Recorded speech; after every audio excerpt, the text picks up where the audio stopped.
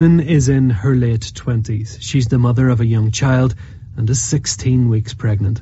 Politicians were briefed on the matter on Sunday, and it is believed that the woman's parents now feel that the machine keeping her alive ought to be switched off.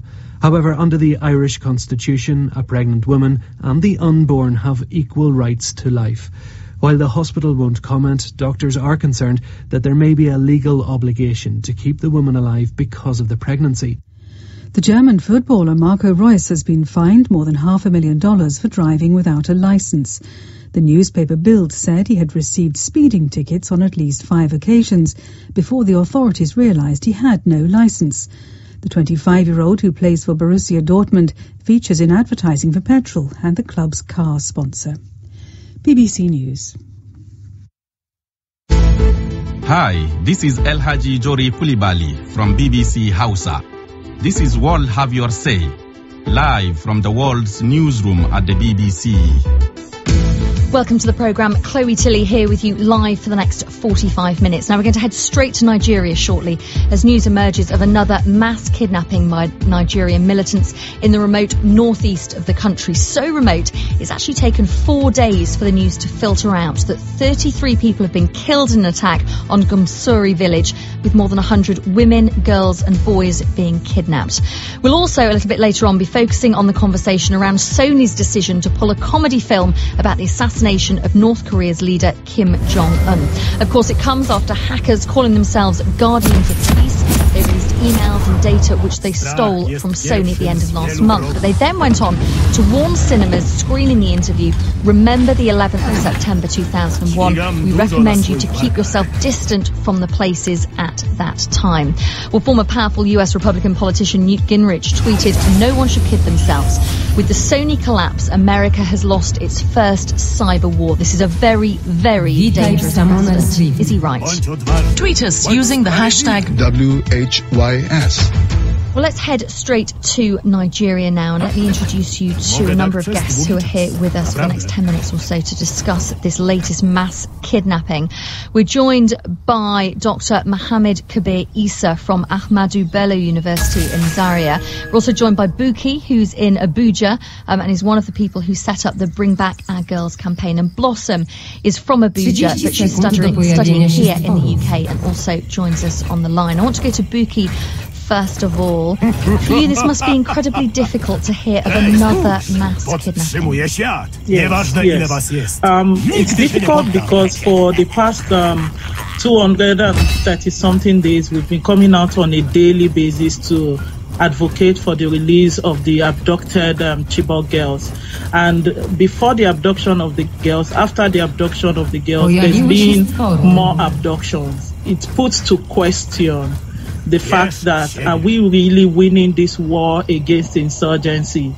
If the world's spotlight is beamed on Nigeria, the Northeast in particular, and even at that, these people are still gaining grounds. They are still taking over our territories. They are still abducting our women, children, boys, girls. Then we question the government's ability to actually wage this war and fight it successfully. So it's a whole shock to us. We are trying to live in denial, but it's the truth, reality of what is happening. People will remember, of course, the enormous Bring Back Our Girls campaign when, as you say, those 200 schoolgirls were abducted back in April. Seems such a long time ago. And as you say, this keeps being repeated time and time again with mass abductions. Some news agencies reporting today up to 185 people could have been kidnapped, and that's women, that's girls, that's boys. Why do you think that the Nigerian government hasn't got a grip on this at all?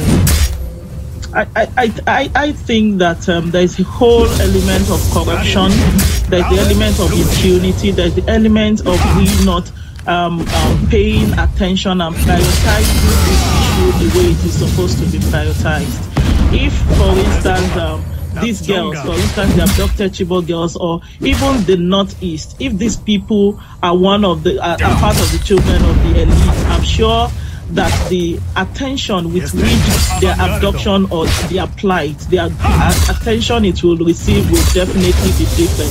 So for me, it's a case of one, prioritization. Do we really see this as a problem? Does our government really prioritize this issue? I think that this is an issue that is really eating us deep and tearing us apart. That is one. Then two, I also think that we are not telling ourselves the truth. Something really is going on that the world does not know. It is only within a particular couple. And until the truth comes out and we begin to eat this issue on the head, we will just be going around the circle. We will just hear that there's been abduction. We will condemn it, sometimes condemn it in strong terms, and after that, nothing happens. And there comes another abduction and attack. So the question really is, are we really fighting this war? If we are winning this war, then clearly we are not succeeding at it. Well, Buki, do stay with me. Sitting opposite Alan Tanko from BBC Hausa, and he was nodding at some points during that. So add your thoughts. Well, I think she said it rightly that there is no political will in the Nigerian government in fighting the Boko Haram insurgency. And of course, looking at the magnitude of attacks and the scale of attacks within the northeastern part of the country, it started in a period when the Boko Haram fighters are very few. They are just in dozens. But now, from reports or from what we see in videos they release, I think they are in thousands. They attack villages, they forcefully recruit young boys to join them, and find wives, so to say, for these young boys. They abduct young girls and forcefully marry them to their fighters. So these fighters now are all in bushes, but living a family life. So they entice them with money. There is high unemployment, and these people that are now joining Boko Haram by force are people that have been neglected by the Nigerian government. If you look at what's happening in Cameroon, the Cameroonian government is succeeding in flushing out the insurgents from its territory. So how are they doing that? Because so many people have been questioning this on social media today. When you look at these two reports, that on one side of the border in northeastern Nigeria, there are over 100 people kidnapped. And on the other side of the border in Cameroon, over 100 militants have been killed by the Cameroonian army. So how does that work? Two things. Number one, the Nigerian military are ill-equipped. They are not motivated. They are not well trained. So even just yesterday, some 54 of them were court-martialed because of mutiny. This is to show you that there is something wrong with the military apparatus in Nigeria. And given the death sentence, weren't yes, they? given a death sentence. And on the other hand, for the Cameroonian side, you know, the government, when the whole issue started, sent a special troop to the region, Amchide, Achigachia, and other villages, to protect the people, to make sure that the insurgents are not having a field day. And look at the results now. Boko Haram are not finding it easy. At the initial stage, the Nigerian government was accusing the not supporting the fight insurgents. But now, even the Nigerian military sometimes cross over to Cameroon for safety when they face Boko Haram. And on the final note, before the issue of Chad is another thing, because the Nigerian president twice at intervals visited the Chadian president to seek for his support. But from the look of things on the ground, there is no support Nigeria is having or is receiving clearly from the Chadian government. I want to bring Blossom in. Glory has also joined us from Lagos on the line. I know that Dr. Mohammed is also waiting patiently. Blossom, first of all, do you find this deeply frustrating when you hear Aliyu telling us how well Cameroon is dealing with this threat from militants near the border, and yet in the northeast of your country, your army isn't dealing with it well? Yeah, absolutely. There is no way you can be presented with facts like this and you don't find it really, really frustrating. You know, like Ali just said now, it's not just a question of having the will to fight, but having the tools.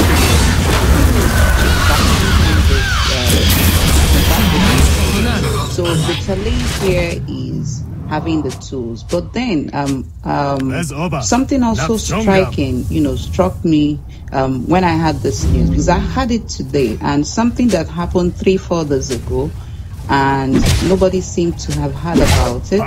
If not, I got this call earlier today to tell me to ask if I'm aware of this particular development. So that's what struck me was we don't just have the challenge of the military trying to combat the incident. We are also getting to that stage where we have citizens that have become so from what is happening, and probably there's so much sense of apathy. Everybody is talking about the general elections that is in February, and that seems to have swallowed even more potent conversations and narratives. So that's very. I know she's listening. What's your view from Lagos? Very much. Okay, thank you so very much. It's nice to join you from Lagos. Przeciwnik pokonany. Am I frustrated as a citizen? Yes, I am. I think government is doing enough. Government is doing what it thinks is enough. But enough is not good enough. Whenever you feel people being kidnapped, taken away from their homes, I mean, this kidnapping took place 3 days ago, but it's just that the day that it's making all the news all around, it's just happening. When someone says we have one of the best military in the world, but do we have enough tools to equip the military? Well, therein lies a question that needs to be answered and begs to be answered.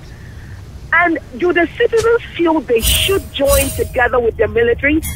I, as a citizen, think there's something wrong with the rank and file. Do we have rules? You have complaints of members saying we were sent here and we were ambushed. Did someone gather enough information, intelligence reports, to enable them all on that trip? Gloria, it's interesting that you say that. I've heard that time and time again when we've discussed it on World Have You Say. We've even had someone representing the Nigerian government come onto our television edition of this programme saying that it was just days away from getting a release of those 200 Chibok girls. Let's bring in Dr. Mohammed, who's also been listening. Add your thoughts. I know you've been listening, so I just wonder what your thoughts are on this. On the so-called negotiation to release the girls? No, sorry, I meant on the wider issue of why this is continuing and why there seems to be a general consensus in this conversation that there is a lack of political will to really tackle the militants in the northeast of the country. Yes, oh, I see. What is basically the problem is that you have to contextualize what is happening in the military is part of the wider society. This institutional deterioration of facilities and services, this collapse, of rules and regulations and services and whatnot. So what is the witness in the battle is the absence of governance, the absence of the services that are required of the military as to defend the territorial integrity of Nigeria. Between 2010 and 2004, Nigeria on an annual basis has expended nothing less than $6.58 billion annually on defense budget. But the soldiers are complaining. On the field, the militant or the insurgent exercise superior warfare and warfare power than the Nigerian military. The kind of armament, the kind of force used by the insurgents. Far superior, and even bullets are counted to the army. And so it depicts this deterioration, this decay, this collapse. So Mohammed, I wonder then if that's the case, if you're talking about bullets being counted out to the army, and real lack of firepower, if you like. I wonder, Ali, before we end this conversation, do you think it's simply a matter of politicians saying we'll throw more money at this issue? Would that change significantly? Well, enough money have been budgeted, as you said, and of course, from the look of things, the Nigerian government is lacking the political will to address this issue. Reasons are that Boko Haram fighters have been attacking people. They have been doing a lot of things to the government and even the civilians. Now, in the whole world, the BBC and the King's College research has shown that in the month of November, Boko Haram is the group that has killed more civilians than any other jihadi group in the world. This is to say the function of the government, protecting the lives and properties of people is not there in Nigeria.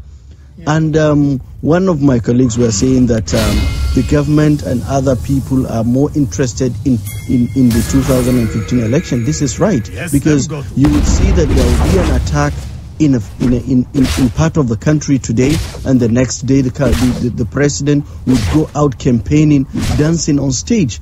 This has happened. It's very clear. So if the government wants to address this issue, they have to equip the military. They have to retrain them, give them enough arms.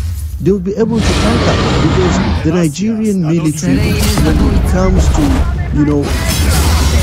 I beg to watch it when you say there's no real power, because every time there's a little exertion of force by the government side, the normal waiting that there's an attempt to terminate the people of the north.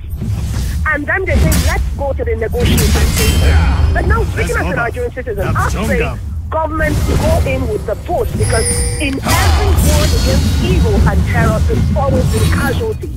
I don't know what the world is going to say when that happens, but as long as it is in the interest of the majority of the people, it has to on. So it's not about willpower.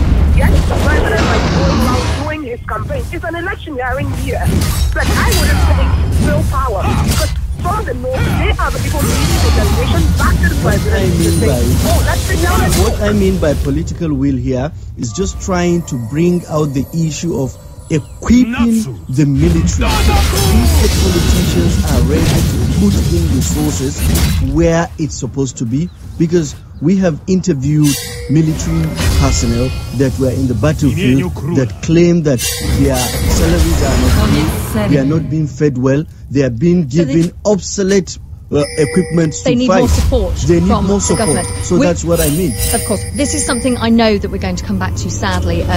This is something we come back time and time again to here on World Have We Say. But thank you to all of my guests joining me from Nigeria. Now, it is 22 minutes past 6 here in the UK. You are listening to World Have Your Say.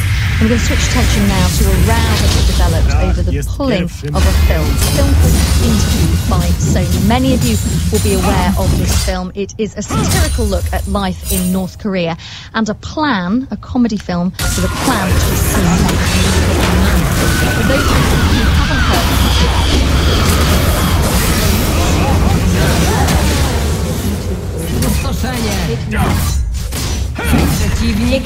Take him out. Like for drinks? No. Take him out. Take out. Like to dinner? Take him out to a meal?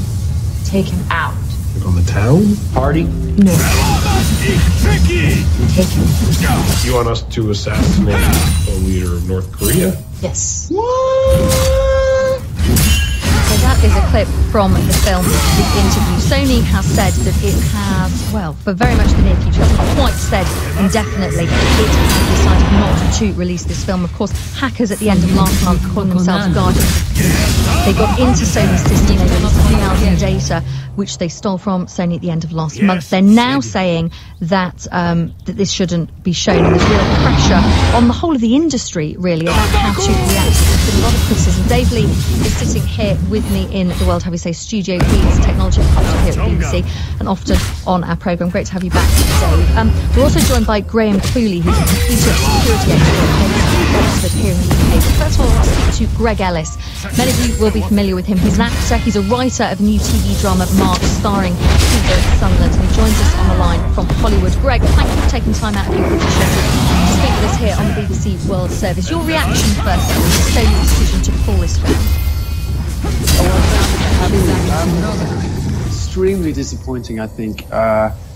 The creative freedoms of artists around the world, really, I think, have been affected by this decision. Obviously, it's not an easy decision, but it's tragic. I was looking at some of the reaction from the industry out in Hollywood, and I think Judd Apatow, his comment was, he guarantees that the movie will be seen by more people on Earth than it would have before, legally or illegally, all will see it. I actually haven't seen the movie, so I don't know if it's a great movie or not, but I guess that's not the point at this stage. Michael Moore, the political activist, I heard he was saying he actually wrote a missive to the Sony hackers.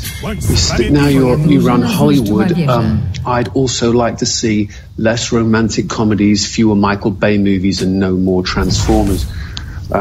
Personally, I just think it's a real critique for creative freedom and freedom of speech and creativity in general. Greg, let me put this to you. In the last few minutes, President Obama has been... No, apologies, not President Obama. A spokesman at the White House has been speaking. Reuters news agency is reporting this, saying that Sony treated as a serious national security matter. It's attacking Israel. That's the words that they're using, but they say they're not in a position to confirm that North Korea is responsible in any way. That may be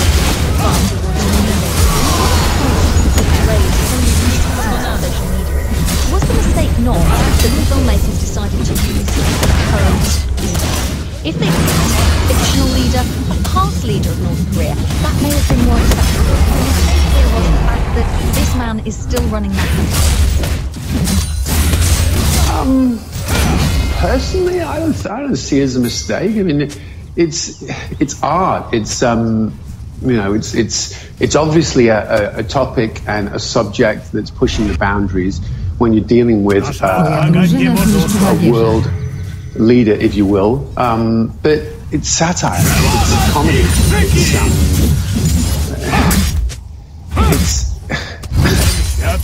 It's shocking, I think, that in this day and age, you have a country, a nation, in a mass act of cyber terrorism. No one really has acknowledged or is really discussing the fact that it's probably, although it's not confirmed, it's probably, either financed or being set in motion by North Korea. And the notion that we shouldn't be able to see a movie, and if that movie was to be made again, it shouldn't contain a world leader who is in power right now, I think is I just don't agree with that. I think that has to be creative freedom across the board, and we have to get a sense of perspective. And I think it was I don't think that James Franco and Seth Rogen, Amy Pascal, and everyone at Sony had a notion that when this movie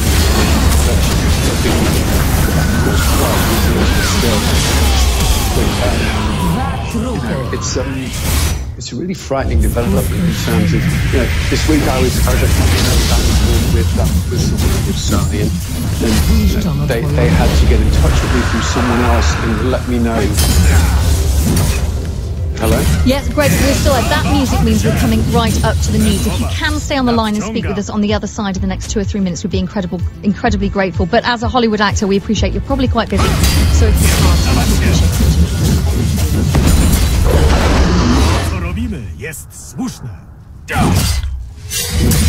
The BBC World Service. Witness tells the story of great moments in world history. On the streets leading down to the main road to Tiananmen Square, curious people stared in disbelief at the glow in the sky, listening to the sound of shots. I don't think I actually felt fear. You don't know what to do.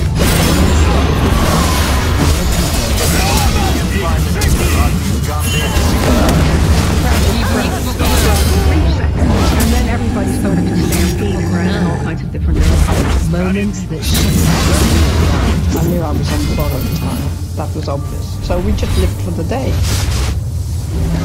History told by the people who were there.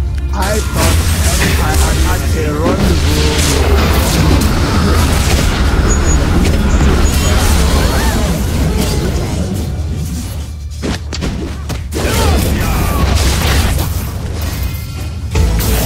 Here on World Have Your Say, we're discussing reaction to Sony's decision to pull a film that ridicules the career of Kim Jong-un following cyber attacks and threats from hackers. The actor Ben Stiller called the move a threat to freedom of expression, whilst Rob Lowe called it a victory for hackers. But could Sony and the US authorities risk a terror attack on a cinema when warnings were given? Stay with us. We're back after the news.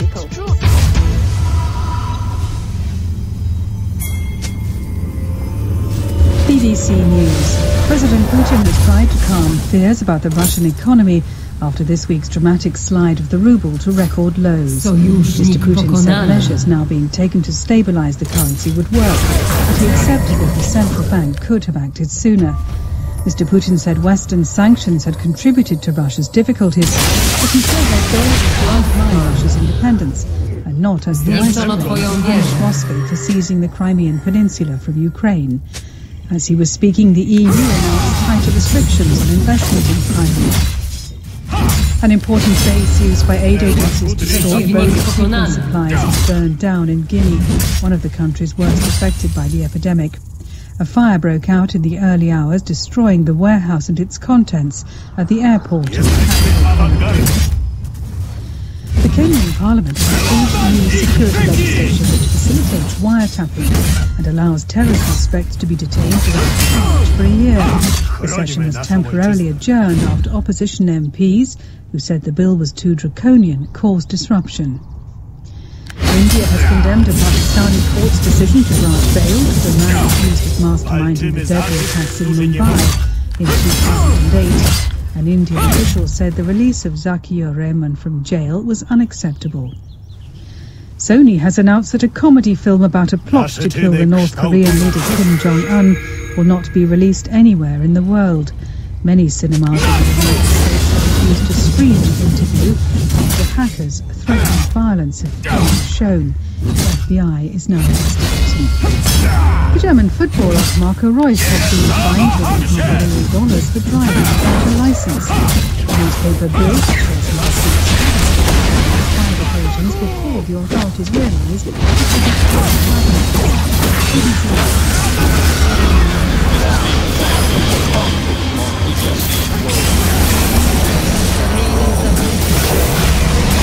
Welcome back, I'm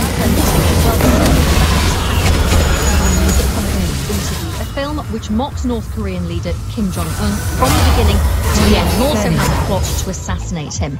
Well, hackers threatened anyone who went to the cinema to watch the film with references to 9/11. Well, actors in their droves have condemned the move. Comedian Jimmy Kimmel has tweeted the decision, saying it was an un-American act of cowardice that validates terrorist actions and sets a terrifying precedent. So was this the right move, or will it just encourage more cyber attacks in the future? And one question which keeps being asked on social media, we touched on it just before the news, is why this film was set around a real rather than fictional leader. Would the US, for example, have been amused if a comedy about the assassination of President Obama was released? Find out more about World Have Your Say. bbc.com/World Have Your Say. Well, lots of people with us to discuss this and not much time, so I'm keen for you all to pitch in and tell me your thoughts. Dave Lee, the technology reporter for the BBC, is sitting opposite me here in the World Have Your Say studio. Greg Ellis, who's an actor and writer of a new TV drama, Marked, starring Kiefer Sutherland. He's in Hollywood. He's still with us. Graham Cluley is a computer security expert here in the UK. He's based in Oxford. And we're also joined by Miles Webster, who is in Denver. Graham, first of all, from a computer security angle, how worrying is this, A, that hackers were able to do this, and B, that Sony seemed to have taken I think it's, it's serious for any organisation that is incredibly badly as Sony is basically brought down to their knees and unable to do work. I have to take, issue with some of the claims which are being made around this hack. There's been this claim that it's incredibly sophisticated. Actually, it doesn't look like it is that sophisticated compared to some of the state-sponsored attacks we've seen in the past, which typically lurk on systems and nothing else. And the other claim that keeps on coming up is, oh, it must have been the North Koreans who did it. And for those people who keep saying that, I say, why aren't you saying it's people in Belgium who are doing it, or Tanzania who are doing it? There'd been nothing, actually, to suggest there's a North Korean linked with the movie until the media actually made the link with North Korea in the movie. The hackers never mentioned it in their initial demands. They didn't say anything about banning the movie. What they actually asked for initially was money. Simple as that. And I do not believe that an attack which has been sponsored by a government would be in the habit of displaying skulls on the screens of infected Sony computers. They wouldn't want to draw attention to themselves like that. Dave Lee's nodding opposite me. Yes, I think the interesting thing about blaming North Korea seems to be, I guess, the same reason why the film has been made. North Korea seems this kind of pantomime, isn't it? I think to suggest that the motive for the film means that naturally it must be North Korea, I think Graham's absolutely right. All the evidence we've seen and particularly that last point he made there, that it wasn't until the media rhetoric almost around the interview, the film, that the hackers started making that as their key demand. So while the narrative was a mysterious cybercrime unit in North Korea, because we do know they do have cybercrime capability, we do know there have been attacks, and there's a unit referred to as Bureau 121 or Unit 121, which is known as their cyber command. We know they have capabilities, but they've never acted in this way, and the various clues would suggest actually, despite how perhaps exciting and even assessing the lines that it doesn't actually stack up. And there's now this dangerous aspect, which is that someone is internet fraud. You show this movie at your cinema, and if you live near a cinema, you better watch out. And it's like, that's crazy that the movie's been withdrawn because someone who could have been a 14-year-old kid, who knows, posted something like that. And imagine what could happen in the future. It could be a rival movie. And imagine what would happen if those warnings had been made, the film went ahead, and then there were terrorist attacks. That's not a risk that the government or Sony want to take. Let's see James Anderson, expert.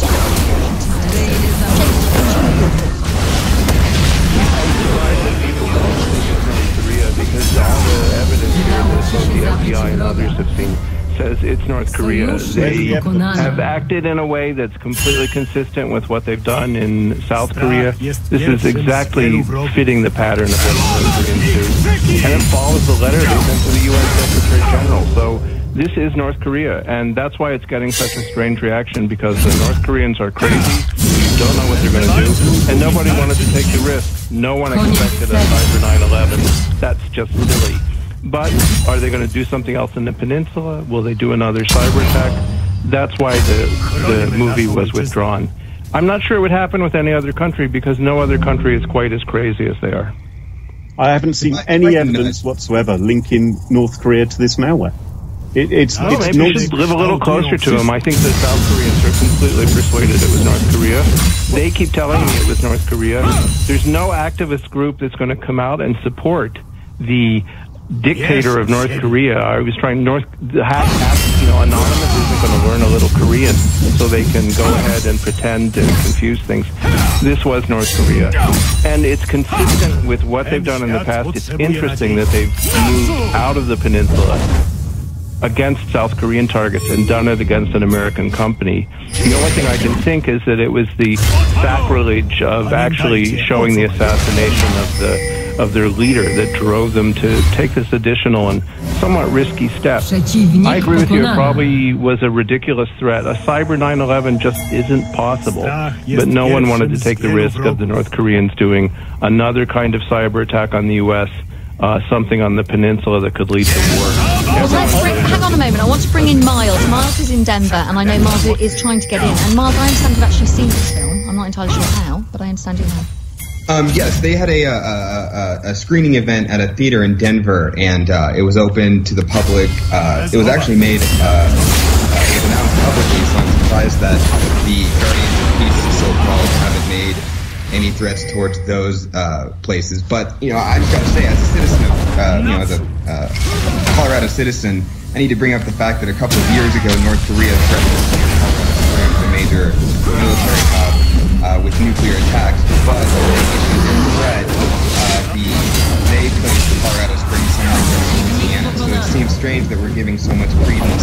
to a nation state that doesn't even know American geography. And you know what? If you examine the code of this malware, it's written on a PC which is using Korean language setup. It's one of the things you can do if you analyze malware. Interesting thing is, they don't speak traditional Korean in North Korea. They speak their own dialect. In fact, it's forbidden to speak traditional Korean. So why is the malware written with that language setup? I'll tell you why, because people are trying to make you think it's Korean. Or the other explanation is that the North Korean intelligence agency, which routinely operates in the South and uses the South Korean dialect. We don't know which one it is. I tend to lean towards the latter. Look at the malware. It's hard-coded with information about Sony's internal architecture, has access to key passwords.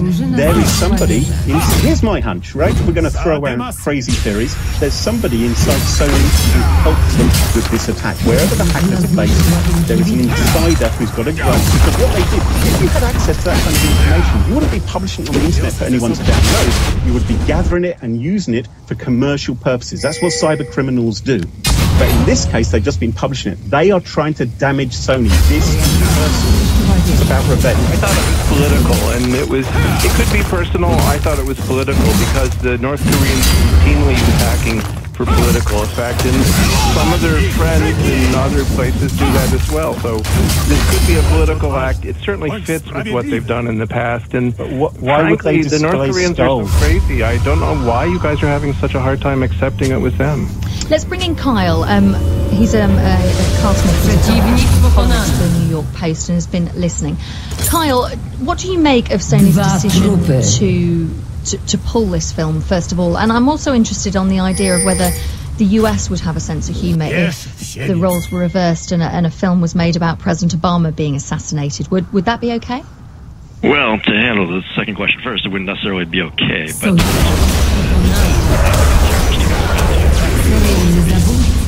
wrong. That's the first thing. This is an invitation to any terror group, or hate the Ku Klux Klan and Nazi Party wasn't as stop any other terrorist group from threatening a major corporation with not very credible intent. If they don't pull some work of art, some book, some film, some song, it's all subject to the terrorist veto now. What do you think was different about this threat? Because whether you believe it's North Korea or not, North Korea has a long history of making what lots of people online are regarding as empty. Why do you think Sony got so rattled by this threat that they took a massive decision? Well, it wasn't just Sony, it was also the theater owners. Sony doesn't own and operate the theaters. The theater owners didn't want the legal liability. They didn't want additional security costs. They're potentially on the line should something occur for God knows how many millions of dollars in liability costs. And so it was basically the theaters pushing Sony to pull the film. Yet President Obama said, go to the movies. Well, of course, and also, interestingly, the other Hollywood companies didn't exactly rush to Sony's defense because they were picturing long security lines outside every multiplex theater in the United States and resulting drop-off in box office on Christmas Day and the following days, which is, of course, the single biggest week for box office. Miles, you've seen the film. Sorry to interrupt. I just wondered if Miles can tell us if he thinks, after actually watching the film, that it... Because a lot of us here obviously haven't seen it, so it's difficult to judge. Well, if we look back at the history of movies about North Korea, and in fact, one of them is being shown in replacement of the interview, Team America, World Police. In my opinion, that's certainly more of a harsh depiction of North Korea. Granted, the way that it's depicted in the interview isn't necessarily, pleasant. It is a terrible country. There's horrible things.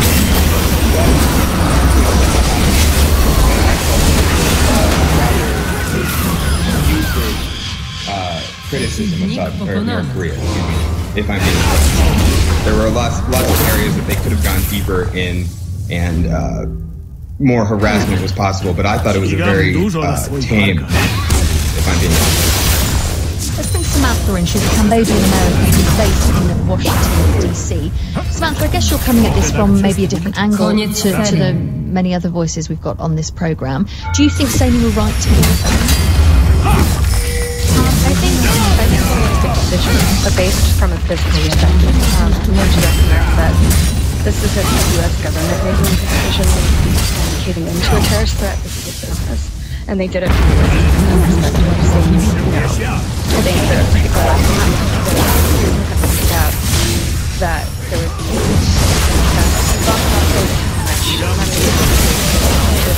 or would be liable if something were to happen.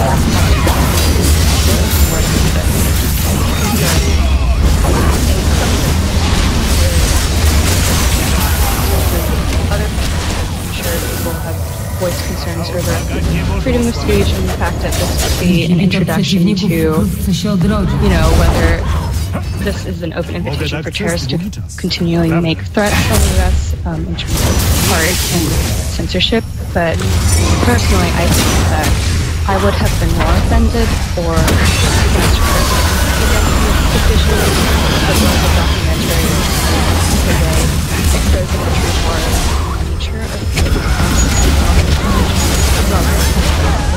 Yeah, we've literally got about 4 minutes of the programme left, and I'm keen to get a view from people on what the implications of this move by Satan will be to the future. Dave Lee is still with us. Do you think it is going to potentially encourage more cyber attacks? Possibly. I think what it will certainly encourage is kind of what Graham alluded to earlier, people just trying their luck, making threats without any accountability behind them, because there's nothing to say these threats came from hackers. I think what we're likely to see in the new year is Sony not just trying to put itself back together again. I would bet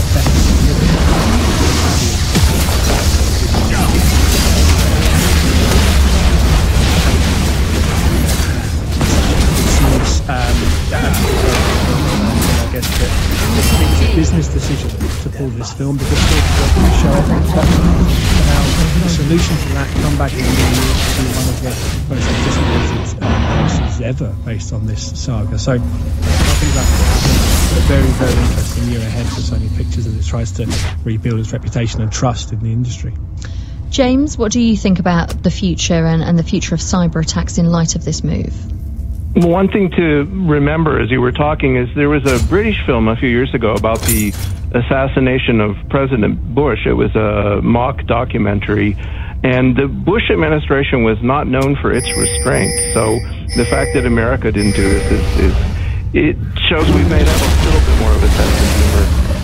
I do think we're going to have a hard time getting North Korea under control, but we already know that. Think of their nuclear activities, how they act on the peninsula. The problem for international relations is you have a few countries that are outliers that don't want to play by the rules that the rest of the world usually follows. And what do we do about that in cyberspace? And I think it means we're going to have a couple of years while we try and figure this out. Conscious decision to be very careful. You know, it's already happening.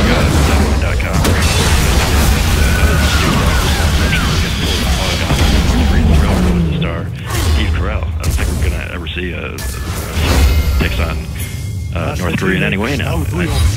Your friend just mentioned that she would have been more upset if this were a documentary. Well, we're not going to be seeing any North Korean documentaries either. No one's going to want to back those. It's certainly not a major film studio. Maybe a small company that would be willing to take the risk of putting film out on one or two screens. And there's also going to be a spillover effect. We're not going to see films about Al-Qaeda either. We're not going to see any films about anyone who threatens us with the terrorist weekend. Graham, a final thought from you. What do you think the long-term implications will be of this move? I think it's quite dangerous when companies run away like this and create these sort of smoke screens. I think it's interesting that this story has become such huge news and a great distraction from real stories like the CIA torture report, for instance, and what a convenient bogeyman North Korea is. I'll believe it's North Korea when I see some evidence. So far, there hasn't been any. Well, thank you to all of our guests for joining us on this edition of World Have Your Say. If you want to carry on talking about this, you can head to facebook.com/World Have Your Say. As we speak, I can see that our North America editor, John Stokel, has actually published a piece on the BBC website on this story. The front page of the BBC, that is bbc.com. Comedy and terrorism. He's actually seen the film, so he's almost got a bit of a review listening. Speak to us.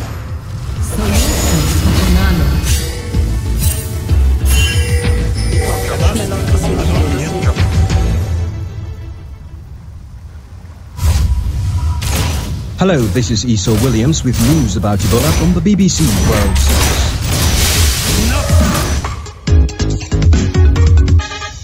Tonight, a warehouse storing Ebola supplies burns down in Guinea, and what lessons can the world learn from this outbreak? First, one of Sierra Leone's most